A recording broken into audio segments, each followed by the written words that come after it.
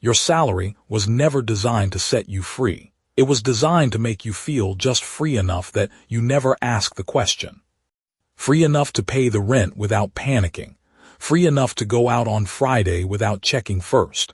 Free enough to tell yourself things are fine, just not free enough to leave, just not free enough to stop needing the next one.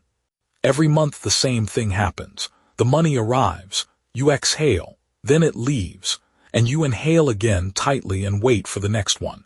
You've been doing this for years. The number has gone up. The exhale hasn't gotten longer. The tight inhale is exactly the same as it was when you were making half of what you make now. That's not an accident. That's the system working exactly the way it was built to work.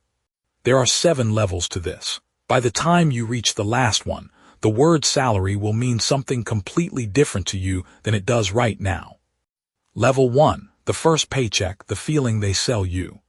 You remember the first real one. Not the summer job, not the part-time thing. The first paycheck from the first job that felt like the beginning of your actual life. You looked at the number. You did the math on what that meant per year. You felt something open up in your chest that you didn't have a word for at the time. What you were feeling was the belief that you had solved the problem, that from here, things would be different, that the financial anxiety that had been a background hum for as long as you could remember was finally, at some specific future date, going to stop. You spent some of that first paycheck on something you didn't need, not recklessly, just one thing. A small reward for having arrived. You told yourself it was a one-time thing. What you didn't know, what nobody sat you down and explained with the seriousness it deserved, was that you had just entered a system. And the system had one job, to make sure that every time your income went up, your life went up with it, automatically, quietly, without you ever making a conscious decision to let it happen. The apartment you could now afford was slightly nicer than the one you had. The car you were driving started to feel like it didn't match your new situation. The restaurants you went to shifted up by one price tier, almost imperceptibly. None of it was dramatic. None of it was a mistake. All of it was the system doing exactly what it was designed to do. The paycheck was never the beginning of freedom. It was the beginning of the mechanism that would make freedom feel perpetually close and perpetually out of reach. At level 1, you don't know this yet. You're still in the feeling. The feeling is real. But the feeling and the reality are 2 different things, and the distance between them is measured in years you haven't lived yet. Level 2, the raise that changed nothing. It came when you expected it, or maybe later than you expected it, or maybe you had to ask for it, and that asking cost you something that didn't show up in the number. But it came, the raise. You did the math on the drive home, what it meant per month after tax, what you could do with the difference. You had a list in your head, or maybe a real list of the things you'd been holding off on until you were making more. The list had been waiting for this moment. You spent the difference within 60 days. Not all at once. It happened the way these things always happen, gradually and then completely. The apartment you upgraded to because now you could. The car payment you took on because the monthly difference was manageable. The subscriptions you stopped canceling because it wasn't worth the friction anymore at this income level. 6 months after the raise, you sat down one evening and looked at your account the way you hadn't allowed yourself to look at it in a while. The number at the bottom was approximately the same as it had been before the raise, maybe slightly better, not in proportion to what you were now making. You told yourself you'd been going through a transition period. That next month you'd start actually capturing the raise instead of just spending it. You were not wrong exactly. You were just wrong about which month that would be. It was never the next one. It was always the one after. The raise didn't expand your freedom. It expanded your baseline. And your baseline expanded to consume the raise before you could direct it anywhere with intention. This is not weakness. This is a mechanism with a name. Lifestyle inflation. The silent automatic upgrade that follows every income increase like a shadow that moves before you do. At level 2, the cage got bigger. You didn't notice because you were measuring the space you gained, not the bars that moved with you. Level 3, the month you couldn't explain. You've had this month, maybe more than once. Everything was normal. Nothing catastrophic happened. No emergency, no unexpected large expense, nothing you could point to and say that's where it went. And yet 3 weeks into the month the account looked wrong. Not dangerously wrong, but wrong enough that you started being careful in that specific way that feels like holding your breath underwater, watching what you spent, checking more than you usually check, doing the mental math before small purchases that shouldn't require mental math. You went through the statements trying to find the thing, the single explanation, the line item that once identified would account for the gap and let you stop feeling like you were losing a game you didn't know you were playing. There wasn't a single thing, there were 40 things. Each one below the threshold of attention, each one individually defensible. The coffee, the delivery fee, the subscription you forgot about, the thing from the app you opened without deciding to open it, the parking, the tip that rounded up automatically, the thing you bought for someone else and never got reimbursed for. None of them the problem. All of them together the problem. This is the month that reveals the architecture of your spending. Not the big decisions, you're careful with those. The small ones. The ones that happen below the level of consciousness. The ones that don't feel like decisions because they're too small to notice and too frequent to track. Your salary at level 3 is not being stolen by one thing. It's being dissolved by 1,000 things, each one too small to mourn and too constant to stop without a system you've never been given. The month you couldn't explain is not an anomaly.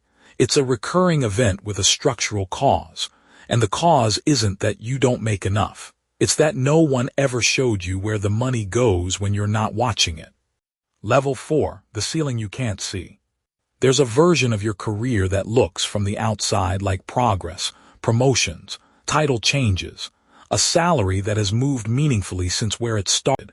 You have more than you did. You have credentials. You have a track record. You have the specific kind of credibility that comes from years of showing up. And yet, there's a number, a specific, real number, above which you cannot seem to go. Not because you're not capable, not because you haven't tried, but because the system that employs you has a ceiling built into it that was decided before you arrived, and your performance operates within that ceiling whether you can see it or not.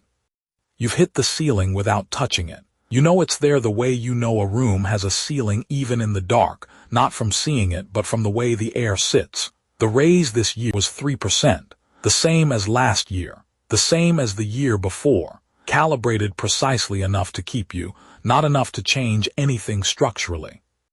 You've had the conversation with yourself, late and alone, about what it would actually take. Another company, a completely different role, a risk that would require walking away from the stability that the salary, whatever its limitations, provides. And then the conversation ends where it always ends, not with a decision but with the recognition that the stability is also a chain, a comfortable one that you chose, but a chain. At level 4, the salary is no longer just paying for your life. It's paying for your permission to keep considering whether to leave. Every month you don't leave, the price of leaving goes up. The lifestyle that expanded to meet the salary now requires the salary to survive. The cage is comfortable. That's the precise mechanism of its effectiveness.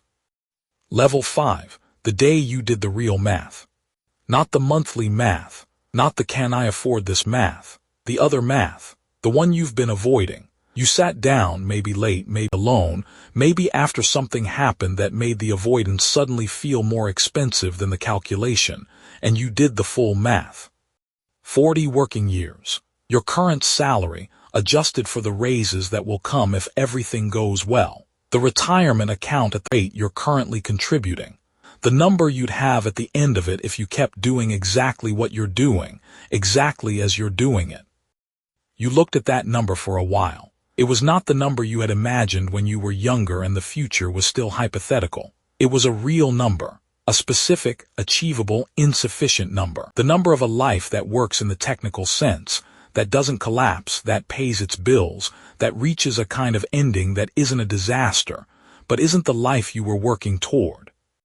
Isn't the life that justifies 40 years of the alarm and the commute, and the quarterly reviews, and the careful management of what you say to whom in which meeting. You closed the calculator. You sat with the number in your chest for a while. This is the most important moment in the whole system.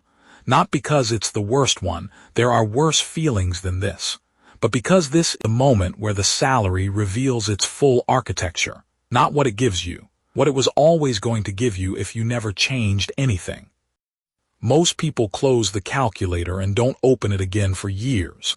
They put the number back where they found it, in the place you keep things you've decided not to look at directly, and they go back to the monthly math, the survivable math, the math that doesn't require anything from them tonight. The ones who don't close it, who sit with the number until it becomes undeniable, are the ones who eventually make level 6. Level 6, the first month you paid yourself before anyone else. You didn't do it dramatically. There was no announcement, no system overhaul, no moment of cinematic clarity. You just moved money, a specific amount on a specific date before you paid anything else. Before the rent transfer, before the card payment, before the subscriptions processed. First. It felt wrong in the way new things always feel wrong. Like you were doing something slightly illegal. Like someone was going to notice and correct you. Nobody noticed. Nothing corrected. The money sat in an account you had made slightly harder to access. Not inaccessible, just inconvenient. Just enough friction that spending it required a decision instead of happening automatically. And the month proceeded. The rent got paid. The card got paid. The subscriptions processed. And at the end of the month, for the first time in years of earning a salary, there was a number that had not gone somewhere. It had stayed. It had done what you told it to do instead of what the system told it to do. It wasn't large. The number was embarrassingly small relative to what you felt it should be by now. But it was different in kind from every other number in your account. Every other number was in transit, arriving to leave. This one had arrived to stay. You did it again the next month, and the month after that. You increased it slightly when you could.